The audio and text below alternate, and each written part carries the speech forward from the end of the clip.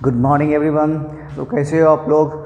तो last lecture में हमने VSEPR फिनिश किया था और आपको कुछ होमवर्क दिए थे, जिसमें से होमवर्क बहुत कम बंदों ने हमने कहा था सबको कि व्हाट्सएप करने के लिए, तो कुछ ही लोगों ने कर पाए हैं।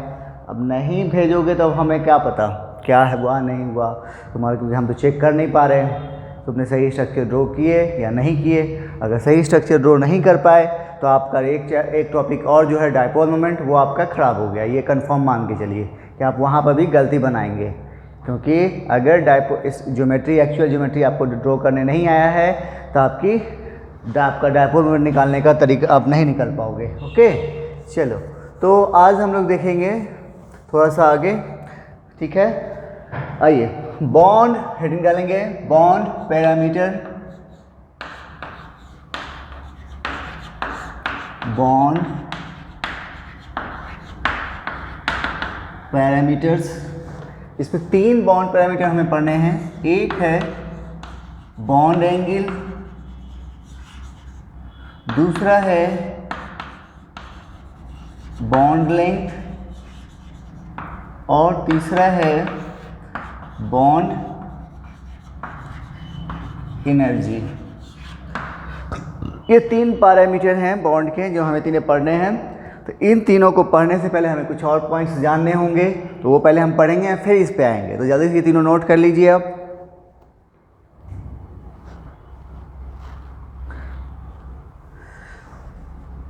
हो गया, आइए।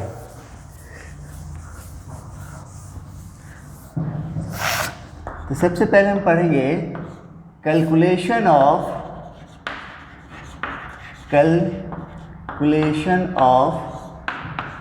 Percentage S character in different hybridization. अलग अलग हाइब्रिडाइजेशन में S का कैरेक्टर कितना होगा वो हमें पता करना है, ठीक है। तो हमने यहाँ पे लिया है हाइब्रिडाइजेशन, इधर है परसेंटेज कैरेक्टर, उसके नीचे है परसेंटेज P कैरेक्टर और यहाँ है बॉन्ड एंगल। ओके, आइए। तो सबसे पहले हम बात करें हाइब्रिडाइजेशन में है SP हाइब्रिडाइजेशन। तो इसमें परसेंटेज S कैरेक्टर कैसे निकालोगे? सिंपल, ज़्यादा कुछ नहीं करना है। हाइब्रिड ऑर्बिटल है कितना यहाँ पे? 2 है। 100 को 2 से डिवाइड करो तो कितनी बार लगेगा? 50 टाइम्स। यानी यहाँ पे 50% कौन है? S है। तो बाकी बचा पार्ट कौन होगा? देखो P का होगा। यहाँ पर बाकी कौन होगा? P होगा। यानी 50% S है तो और 50% P होगा। किस में? SP में। उसी तरीके से फिर चलो sp2 की बात करो। तब यहाँ पर देखो हाइब्रिड ऑर्बिटल कितना है इसमें? 3, 2p या 1s 3 है। 3 से 100 को डिवाइड करो तो कितनी बार लगेगा? 33 टाइम्स। एक के लिए तो s तो इसमें एक ही है, तो यहाँ पे क्या हो जाएगा? 33.3%। लेकिन p कितना है? 2 है, तो जोड़ दो, कितना हो जाएगा? 66.6%। ठीक है। इसी तरह से फिर चलो sp3 में, अब बता दो जल्दी से कितना होगा। वहां पर देखो कितना हाइब्रिड ऑर्बिटल है? 4। तो 4 से 100 को डिवाइड करो, कितनी बार लगेगा? 25 टाइम। 25 में उसमें S कितना है? 1। तो 25 गुने कितना होगा? 25%। फिर 1 के लिए 25 है, तो p ऑर्बिटल कितना है? 3 है, तो कितना हो जाएगा? 75%। इसी तरह से अगर sp3d होगा तो कितना हो जाएगा? 5 से फिर 100 को डिवाइड करो तो कितनी बार लगेगा? 20 बार, 20 टाइम्स। तो यानी मतलब sp3d में s का परसेंटेज कितना हो जाएगा? 20%। और p का परसेंटेज कितना हो जाएगा? 60% और d का 20%। तो ऐसे ही करके हम लोग आगे के निकालेंगे। हमें उसकी ज़रूरत नहीं है, हमें इन तीनों की ज़्यादा ज़रूरत पड़ने वाली है, ठीक है। यहाँ ये बॉन्ड एंगल की बात करें तो sp में बॉन्ड एंगल कितना होता है? 180 डिग्री। sp2 में 120 डिग्री और sp3 में 109.5 डिग्री। या फिर 109 डिग्री 28 मिनट, यही होता है।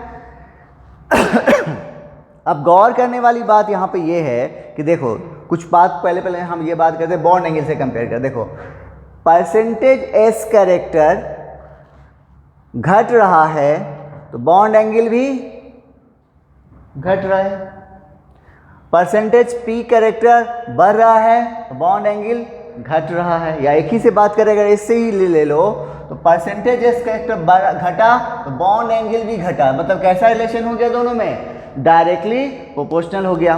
ओके, हमें यहाँ पे ये तो मालूम हो गया कि डिफरेंट हाइब्रिडाइजेशन में एस का परसेंटेज कैरेक्टर कितना होता है। अब परसेंटेज एस से इलेक्ट्रोनेगेटिविटी पे क्या फर्क पड़ता है वो हम बताते हैं, जल्दी से आप यहाँ तक नोट कर लीजिए।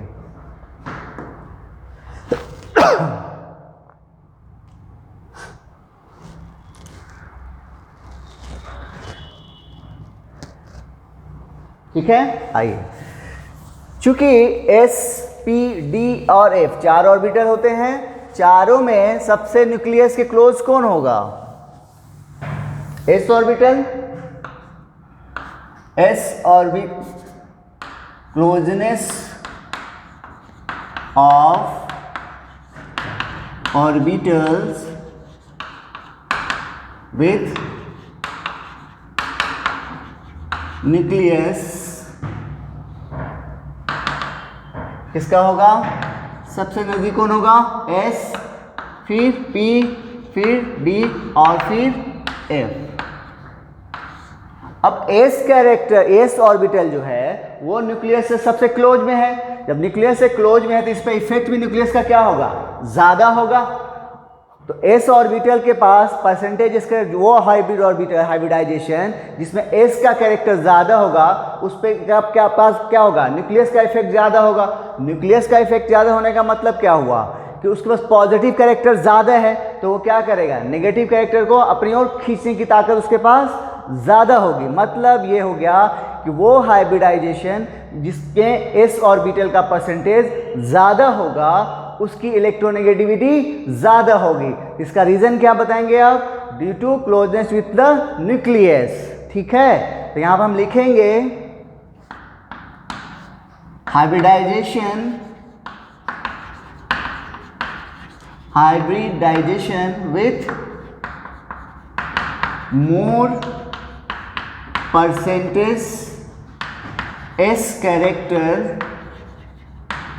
हैविंग more electronegative nature, क्यों, due to closeness with nucleus,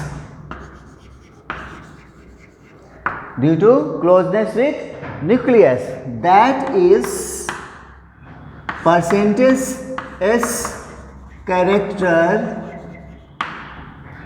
directly proportional electronegativity, यानी जिसके पास जितना ज़्यादा परसेंटेज एस कैरेक्टर होगा उसकी इलेक्ट्रोनेगेटिविटी उतनी ज़्यादा होगी।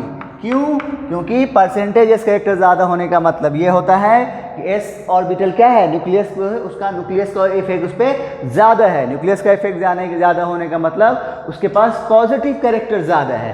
पॉजिटिव कैरेक्टर ज़्यादा होने का मतलब वो नेगेटिव कैरेक्टर अपनी ओर ज़्यादा खींचेगा, मतलब उसकी इलेक्ट्रोनेगेटिविटी क्या होगी, ज़्यादा होगी। तो कैसा हो गया, डायरेक्टली रिलेशन हो गया।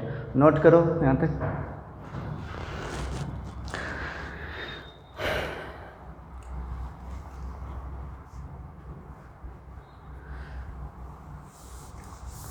हो गया। तो इस तरह से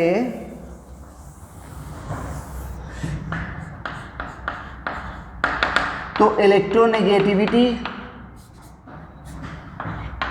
ऑर्डर क्या हो जाएगा, sp2 और sp3, ये तीनों में ऑर्डर क्या होगा, सबसे ज़्यादा किसका होगा, क्योंकि इसमें परसेंटेजेस कितना है 50%, इसमें 33%, 33.3%, और इसमें 25%। और अभी देखो परसेंटेज एस कैरेक्टर किसके प्रोपोर्शनल है? इलेक्ट्रोनेगेटिविटी के।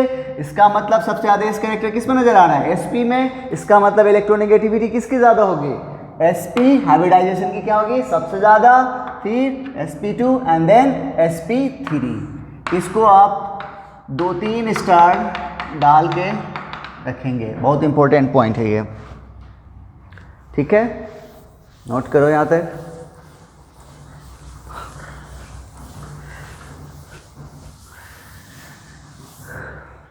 हो गया।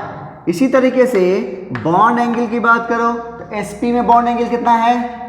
180 डिग्री, sp2 में 120 डिग्री और sp3 में 109.5 डिग्री।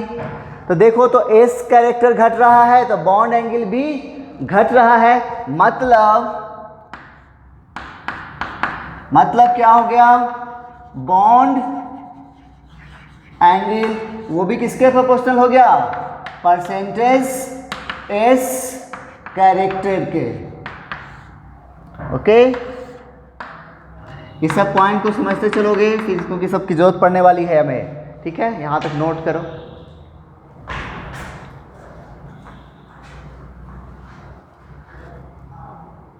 चलो, नाउ हेडिंग डालोगे ड्रागोस रूल। ड्रागोस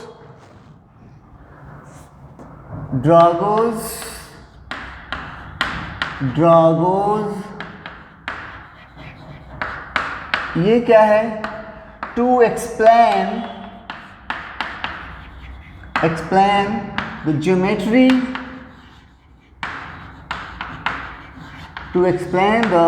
ज्योमेट्री, ऑफ मॉलिक्यूल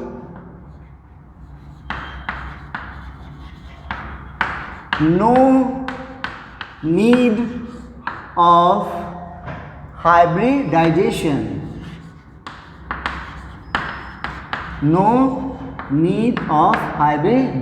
तो अभी तक जो हम लोग मॉलिक्यूल की ज्योमेट्री डिसाइड कर रहे थे किसके थ्रू? हाइब्रिडाइजेशन के थ्रू। तो हम कुछ मॉलिक्यूल्स ऐसे होंगे जिसमें हमको हाइब्रिडाइजेशन लगाना नहीं होगा।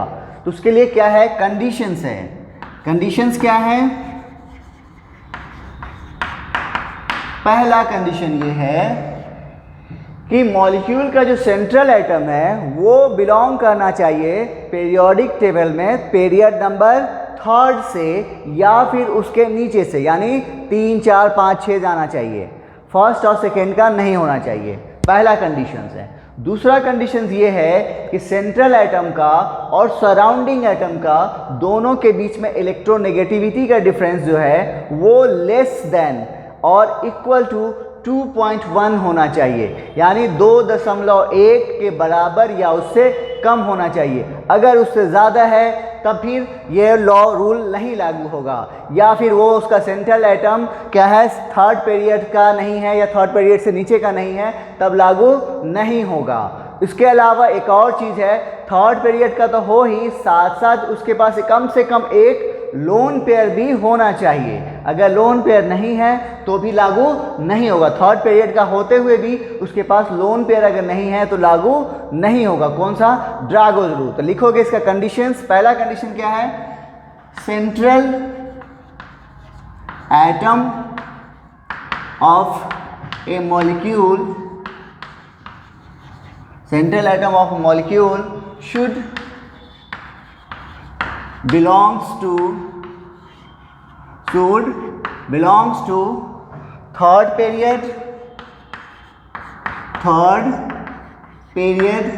or below and having at least one lone pair। कम से के पास उसके पास क्या हो? एक लोन पेयर होने चाहिए। 3rd पीरियड का तो हो ही, उससे नीचे का हो ही, साथ साथ उसके पास क्या हो?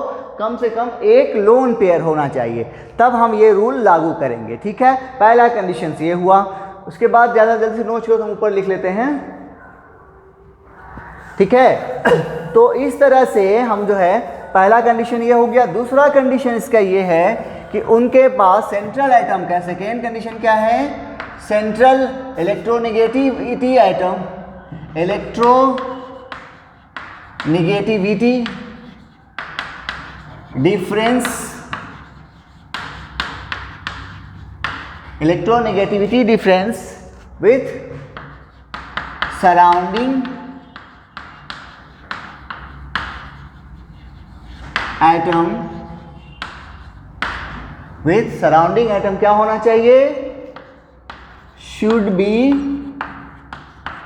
लेस और इक्वल टू 2.1 होना चाहिए। ये दो कंडीशन को सेटिस्फाई करेगा जो मॉलिक्यूल, वहां पे हाइब्रिडाइजेशन के थ्रू हम लोग ज्योमेट्री नहीं निकालेंगे। ठीक है, चलो जल्दी से नोट कर लो।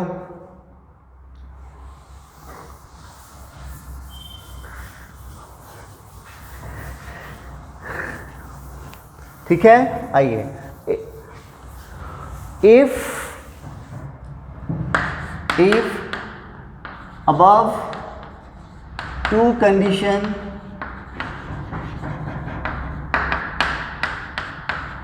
satisfied by a molecule, then no need of hybridization, वहाँ पे हम हाइब्रिडाइजेशन नहीं लगाएंगे टू एक्सप्लेन देयर जियोमेट्री। कहाँ नहीं लगाओगे, आइए देखते हैं।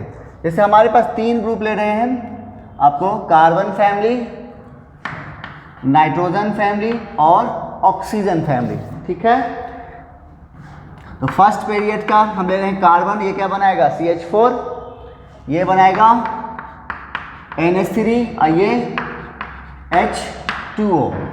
ठीक है, इसके बाद दूसरा नंबर कौन है इसका, कार्बन के बाद सिलिकॉन SiH4, इधर PH3, इधर H2S, इधर बोलो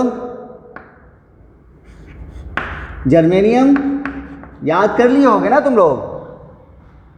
फिर यहाँ पे ASH3 और H2Se, फिर यहाँ बोलो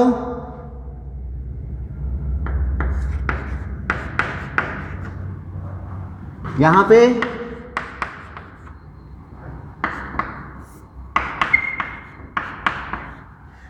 पे फिर बोलो PbH4,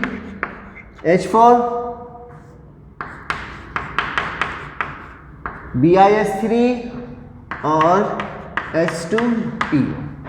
ये हो गया। अब आइए, तो हमने अभी भी दो कंडीशन पढ़ा है। दोनों कंडीशन में क्या है, पहला कंडीशन क्या है कि उसका सेंट्रल एटम क्या हो, थर्ड पीरियड का हो। तो थर्ड पीरियड ये तो हो गया आपको सेकेंड पीरियड, और यहाँ से शुरू होता है थर्ड पीरियड। ठीक है, थर्ड, सेकेंड पीरियड और ये है थर्ड पीरियड। तो थर्ड पीरियड का यानी यहाँ पे इस पे लागू नहीं होगा, नाइट्रोजन वाले पे, ऑक्सीजन वाले पे और कार्बन पे लागू नहीं होगा। ये बात तो पता हो गया। उसके अलावा और क्या है, थर्ड पीरियड तो होना ही चाहिए, साथ साथ उसके पास कम से कम एक लोन पेयर होना चाहिए। तो इस ग्रुप में इनके पास हम लोग जानते हैं कि कार्बन की वैलेंसी कितनी है, चार बॉन्ड बनाया, इसके पास एक भी लोन पेयर नहीं है। यानी यहाँ पे इसमें किस ग्रुप में किसी के पास भी लोन पेयर नहीं है। इसका मतलब ड्रागोज रूल इस ग्रुप पे भी लागू नहीं होगा। बाकी बचा ये दो ग्रुप, तो इन दोनों में देखो तो इन सब के पास एक एक आपको क्या है, लोन पेयर है। इसके पास तो दो लोन पेयर है, तो ये और थर्ड पीरियड है उससे नीचे भी है, ये सेकेंड पीरियड का है, इसलिए इस पर लागू नहीं होगा। एक बात यानी पहला कंडीशन को ये सब सेटिस्फाई किया। दूसरा चीज़ ये है कि इन सब का सेंट्रल एटम और इसके सराउंडिंग एटम कौन है, हाइड्रोजन के इलेक्ट्रोनेगेटिविटी डिफरेंस जो है लेस देन 2.1 होता है। तो इसलिए ये दोनों कंडीशन को ये जो इतने कितने 8 हैं ये सेटिस्फाई करते हैं। अब आपसे पूछोगे कि इसके अगला जो है यहाँ पे 17 ग्रुप है वो क्यों नहीं लिया? वो इसलिए नहीं लिया कि वहाँ पर इलेक्ट्रोनेगेटिविटी जो है बढ़ जाती है, यानी डिफरेंस जो है ज़्यादा आ जाता है, यानी सेकेंड कंडीशन को सेटिस्फाई नहीं कर रहा, जबकि यहाँ फर्स्ट कंडीशन से सेटिस्फाई करेगा। उसके पास भी लोन पेयर 3 लोन पेयर होंगे और साथ साथ आपके पास उसके क्या बोलते हैं थर्ड पीरियड का एलिमेंट उसके भी होंगे, वो भी होगा। लेकिन जो सेकेंड कंडीशन है क्या वाला कि उनका इलेक्ट्रोनेगेटिविटी डिफरेंस जो है क्या होना चाहिए 2.1 के बराबर या उससे कम होना चाहिए, उसको जो है ये 17 ग्रुप जो है फॉलो नहीं करेगा। जब नहीं करेगा इसलिए ड्रागो रूल इस पर लागू नहीं होगा। तो ड्रागो रूल लागू कहाँ होगा? इन 4 पे लागू होगा और इन 4 पे लागू होगा। इसकी वजह से क्या फर्क पड़ेगा? इन सब का और इनका कहां पर लिखा जाए, बॉन्ड एंगल जो है वो लगभग 90 डिग्री होगा। और इसका भी यहाँ पे थोड़ा सा साइड करके तुम लोग लिख लेना, इसका भी बॉन्ड एंगल क्या होगा 90 डिग्री, यानी इन चारों का और इन चारों का बॉन्ड एंगल कितना होगा? लगभग 90 डिग्री के बराबर होगा। किसके अकॉर्डिंग? अकॉर्डिंग टू ड्रागोस रूल के अकॉर्डिंग। क्यों होगा वो हम आपको अभी बताते हैं। चलिए नोट करो यहाँ पे।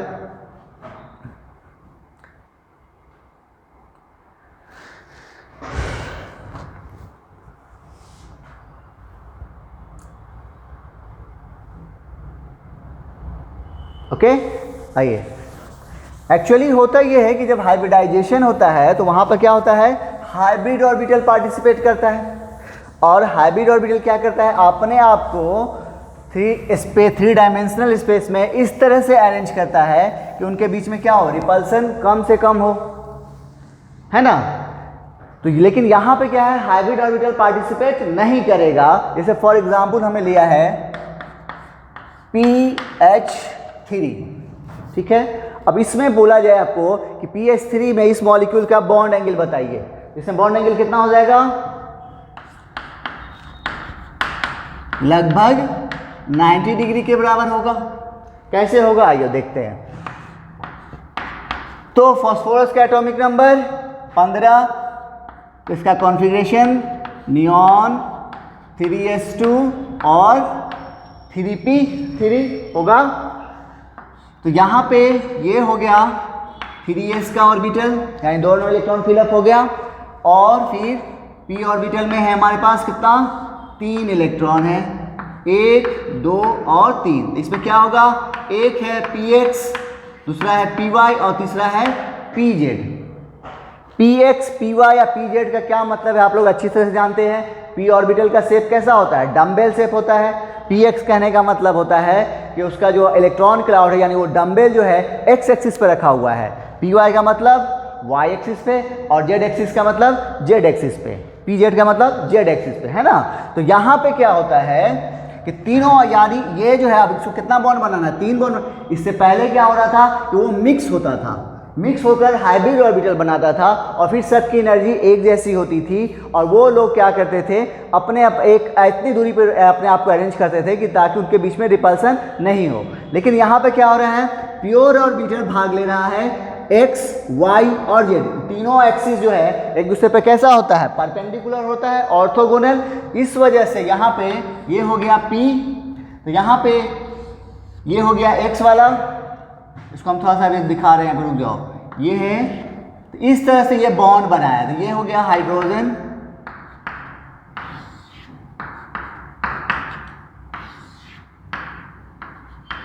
तो ये तीनों जो है यहाँ पे इसका PH3 का बॉन्ड एंगल कितना हो गया, 90 डिग्री। अब इसको हमने आप ऐसा हाफ करके दिखाया है, आपको हम इधर पूरा करके दिखाते हैं। देखो ये हो गया PX, उसके बाद ये हो गया PY, तीन दोनों के बीच में एंगल कितना होगा, 90 डिग्री। और ये हो गया PZ, ये कैसा होगा, ऐसे खड़ा हुआ होगा, इन दोनों के बीच में क्या होगा, 90 डिग्री। इस वजह से यानी यहाँ पे जो होता है तीनों क्या होते हैं, प्योर पी ऑर्बिटल पार्टिसिपेट करते हैं, इस वजह से यहाँ पे बॉन्ड एंगल क्या हो जाएगा, 90 डिग्री होगा। जबकि हाइब्रिडाइजेशन में ऐसा नहीं होता, अगर 3 ऑर्बिटल होते वहाँ पर तो बॉन्ड एंगल कितना होता, 120 डिग्री होता। ठीक है, तो यही था ड्रैगोज रूल। कोई दिक्कत यहाँ तक हमें उम्मीद है कि नहीं हुआ होगा। बस इसका दोनों कंडीशन ध्यान रखना है, ज़्यादा कुछ ध्यान, बहुत कुछ नहीं है इसमें। एक शॉर्ट तरीका बताते हैं इसको ध्यान रखने का। इसमें क्या हमने पहला क्या लाइन लिखाया था, to explain the geometry of molecule no need of hybridization. तो NO stand for, N stand for nitrogen family, O stand for oxygen family, यानी नाइट्रोजन फैमिली और ऑक्सीजन फैमिली पे ही ये ड्रैगो रूल लागू होगा, सिर्फ सेकेंड पीरियड को छोड़ के। बाकी जितने भी नीचे वाले होंगे सबकी बॉन्ड एंगल कितनी होगी, 90 डिग्री के बराबर होगी।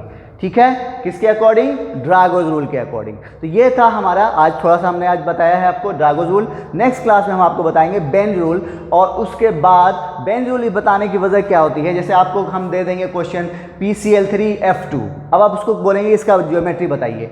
अब आपको ये समझ में नहीं आ रहा है कि हम क्लोरीन को कहाँ पर रखें, क्योंकि अगर उसका हाइब्रिडाइजेशन निकालोगे तो sp3d आएगा, ट्राइगोनल बाइपिरामिडल। अब ट्राइगोनल बाइपिरामिडल में हम उसको कोई किसको कहाँ रखेंगे, ये हम कैसे पता करेंगे, इसके लिए हमें पढ़ना होगा क्या चीज़, बेंज रूल। वही चीज़ हमने आपको जब हमने BSc थ्योरी पढ़ाया था तो उसमें हमने देखा था कि लोन पेयर हमने आपको बताया था कि इक्वेटोरियल पोजीशन पे रखते हैं, तो वही उसका रीजन आपको बेंज रूल में मालूम हो जाएगा। ठीक है, तो मिलते हैं नेक्स्ट लेक्चर में। Okay, thank you.